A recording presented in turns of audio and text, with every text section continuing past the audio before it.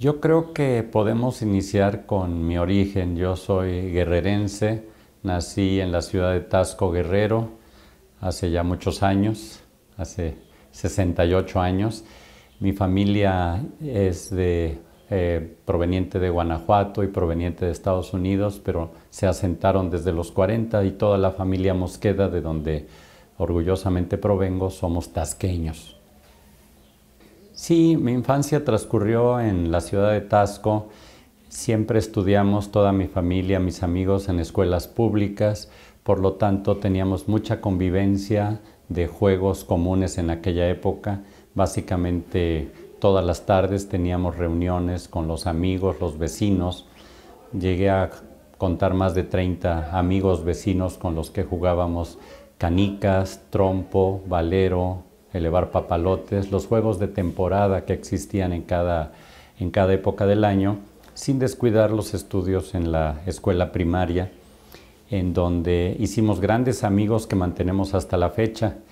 En un lugar como Taxco era importante mantener el apego a la familia, las tradiciones se respetaban continuamente y así llegamos hasta la preparatoria. Yo soy de la última generación que le tocó hacer el bachillerato de 2 años.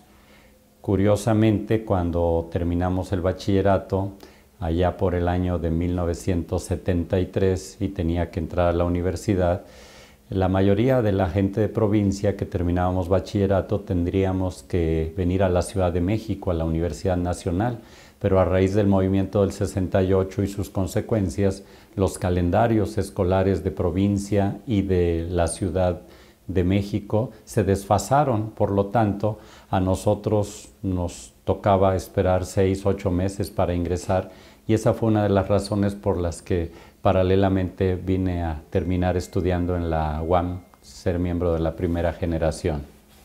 Sí, mi papá era compositor. Entonces en mi familia tuvimos mucho contacto con el arte musical. Mi hermano es un virtuoso de la guitarra, es veterinario, pero como hobby desarrolló la educación musical muy buena, y a partir de él, su hijo también es músico, y los demás hermanos aprendimos otras partes de la música. A mí me gusta en particular la historia de la música. Yo no tuve el don o el privilegio de aprender a tocar, pero sí aprender a conocer de dónde vienen ciertos ritmos, ciertas inspiraciones, aprender en qué se inspiraban los compositores, observando precisamente a mi papá, que dejó más de 300 canciones elaboradas, algunas de ellas grabadas, muchas de ellas publicadas, y dentro de las aficiones que yo pude desarrollar fueron más el interés por la historia, por la lectura, por el conocimiento, pero no la ejecución de un instrumento musical, que me hubiera gustado mucho, pero disfruto yo de la música, todo tipo de música. Es bien interesante que cuando terminé el bachillerato, yo hice el bachillerato de Ciencias Exactas y Ingeniería. Mi ilusión era ser ingeniero mecánico electricista. Terminé en julio de 1973 y pretendía estudiar esa carrera. Quería emular a un tío muy importante que desarrolló muchas cosas en la Comisión Federal de Electricidad, pero por razones de ajuste de calendario tendría yo que esperar 6, 8 meses para ingresar a la UNAM, a la carrera de ingeniería.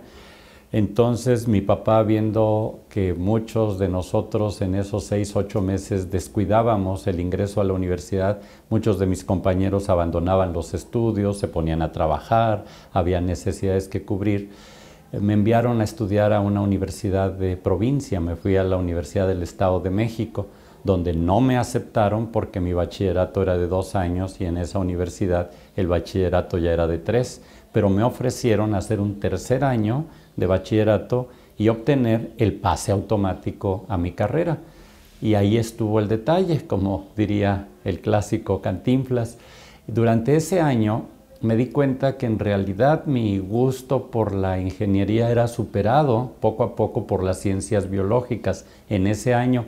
Así que del 73 a 74, que hice el tercer año de bachillerato, mudé mi interés hacia las ciencias biológicas y me gustaba el área médica, pero no exactamente ser médico, quería algo que conjuntara otras actividades.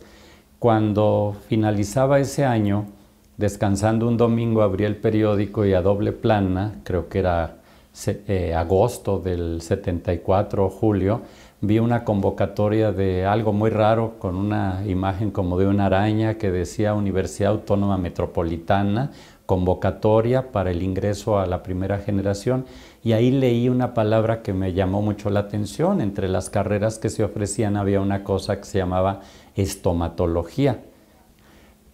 Yo creo que allí compartimos con todos mis compañeros cuando nos citaron aquí a la Calzada del Hueso, esquina con Canal Nacional, para llegar a la universidad.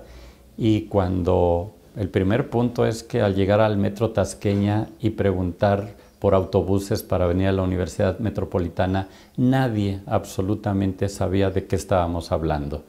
Cuando alguien por ahí dijo, aquí habemos 3, 4 muchachos que queremos ir al mismo lugar, en esa época era otro sistema de la distribución de autobuses, nos enviaron a lo que hoy es Villacuapa y algunas zonas aledañas, y de ahí caminamos, o no me acuerdo cómo llegamos aquí, los que tenían carro, por supuesto, nos sacaron después, y cuando llegamos y solo nos encontramos un letrero que decía que aquí se construirá la Universidad Autónoma Metropolitana por parte del CAFCE, dijimos, ¿qué es esto?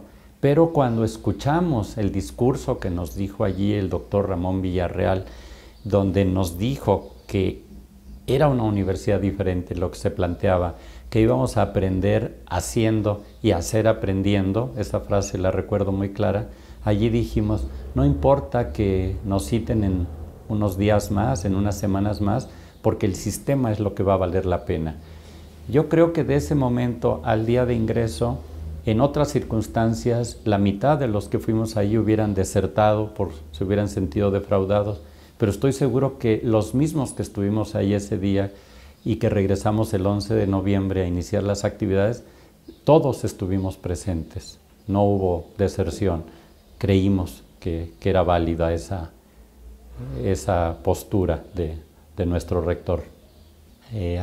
Muchos personajes importantes que tenía la UAM en sus inicios, yo que venía de provincia los conocía solamente de nombre. De repente me asustaba porque escuchaba nombres que vinculaba con el movimiento del 68, como Gilberto Guevara, como Marcia Gutiérrez, y yo decía, esta es una universidad que a lo mejor tiene una carga comunista o hacia la izquierda. Por otra parte, veía personajes importantísimos a nivel de la Organización Panamericana de la Salud, como el doctor Ramón Villarreal, gente luchadora social en el área médica, como la doctora Katia Ivenschutz, etc. Siendo muy jóvenes, lo primero que hicimos fue hacer núcleos de compañeros, de grupos de trabajo, y yo me fui más con los profesores jóvenes que apenas tendrían 3 o 4 años mayores que yo, ¿verdad?, que eran recién egresados, y que ellos nos hablaban de las autoridades de ese momento, lo que representaban. Entonces, para nosotros era un reto el saber que estábamos en manos de gente que ya había trascendido en algunos movimientos, en algunas ideas que eran completamente distintas a los esquemas tradicionales. Yo podría decir que fue muy satisfactorio ser dirigido en nuestros primeros trabajos de investigación modular por gente de renombre que sabía por qué se hacían las cosas cuando nos enviaban a la comunidad a enseñar a hacer letrinas, a enseñar la importancia de la salud colectiva, y paralelamente como joven, como alguien que quería aprender su profesión, me empezó a nacer una inquietud: ¿en qué momento voy a aprender la práctica profesional convencional? ¿Cuándo voy a ver dientes? ¿Cuándo voy a tener pacientes? ¿Cuándo voy a poder aprender procedimientos? Esa disyuntiva, pues por una parte me hizo tener un problema, y que lo voy a contar como anécdota, porque yo estaba feliz con la primera parte, el aprendizaje con estos personajes, pero preocupado por el retraso en mi aprendizaje. Recordemos que mis compañeros que se habían ido a la UNAM, que venían del mismo pueblo que yo, ellos ya me llamaban para ser su paciente porque ya empezaban a hacer prácticas y yo iba a la UNAM y me dijeron, sobre todo mi hermano que era catedrático en la UNAM, te tienes que venir a inscribir a la UNAM. Y yo dije, pero estoy muy bien en la UAM. Me dice, no, pero tú tienes que venir aquí porque tu profesión es esa. Lamentablemente, para beneficio de él y perjuicio mío, yo tenía 2 certificados de preparatoria, el de 2 años de Taxco y el que me entregó la Universidad del Estado de México sumando el tercero, por lo cual pude hacer el examen de admisión en la UNAM paralelamente a estar en la UAM y para colmo de males entré, pasé el examen y entré en el turno vespertino y yo vivía en Copilco, entonces enfrente de la casa, o sea que yo corría de la UAM en la mañana a la UNAM en la tarde y en la UNAM eran puras materias donde desde el primer semestre tallábamos dientes, íbamos a clínicas y mi hermano me dijo, ya ves, esto es lo que te conviene, te voy a dar 6 meses y me dices en cuál de las 2 te quedas. O sea que estuve haciendo la carrera en las 2 y exenté las materias en la UNAM, no era difícil, eran materias de memorizar, sistema tradicional que ya traía, y aquí por poco y reprobaba porque había que participar mucho, hablar, yo era muy callado, y a los 6 meses me preguntó mi hermano, ¿en cuál te quedas? Seguro él de que le iba a decir la UNAM, le dije en la UAM, ¿pero por qué? Me dice, le di mis argumentos. Cuando entramos al primer trimestre ya de carrera, en el 5.º trimestre en aquella época, porque la primera generación hicimos 13 trimestres de carrera, no 12, porque no estaban listas las clínicas y hubo un 4.º trimestre de tronco. Y en un trimestre, el primer trimestre de carrera, avanzamos todo lo que había avanzado en la UNAM, porque desde el primer día teníamos pacientes integrales, teníamos clínica a 4 manos, éramos quienes dirigíamos la clínica porque habíamos hecho el censo, la evaluación, los trabajos previos a la clínica de conocer la comunidad y sabíamos qué necesidades tenían.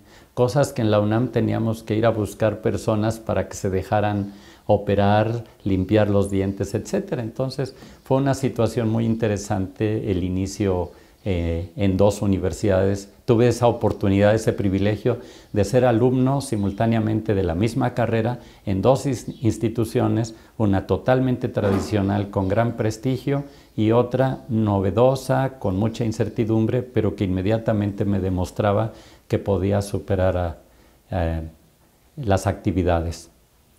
El crecimiento del área de patología y medicina bucal tiene, yo diría, 3 momentos bien interesantes, o 4. El primero fue el interno, el crear el área de la patología bucal por parte de la doctora Ramírez y ese pequeño grupo de profesores que colaboramos para apoyar la licenciatura, generar material didáctico y crear un eje horizontal de enseñar la patología a lo largo de los 3 años que dura la carrera después del tronco divisional, cosa que es distinto a todos los sistemas tradicionales donde es una materia semestral.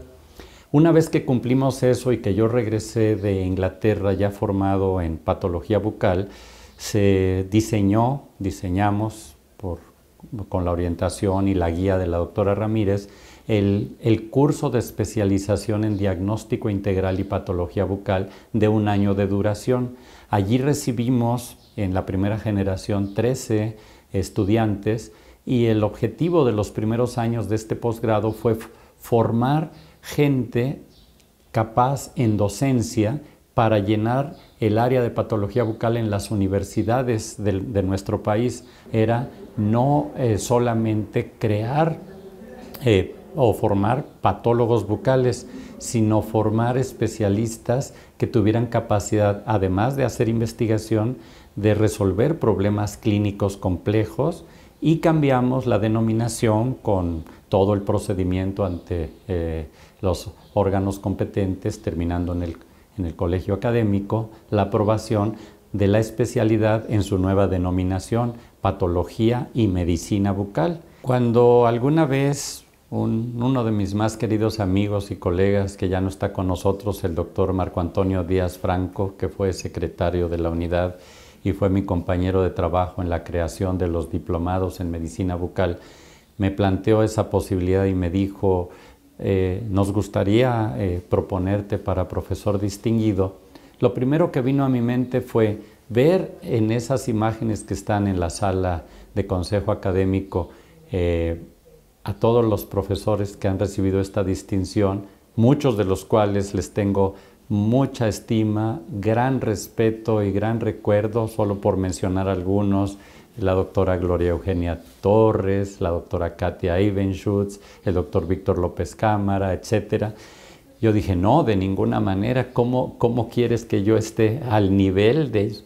Él me decía, es que has hecho trabajo importante. Le digo, sí, pero lo primero por lo cual yo no quería aceptar ser postulado es porque todo mi trabajo siempre ha sido colectivo.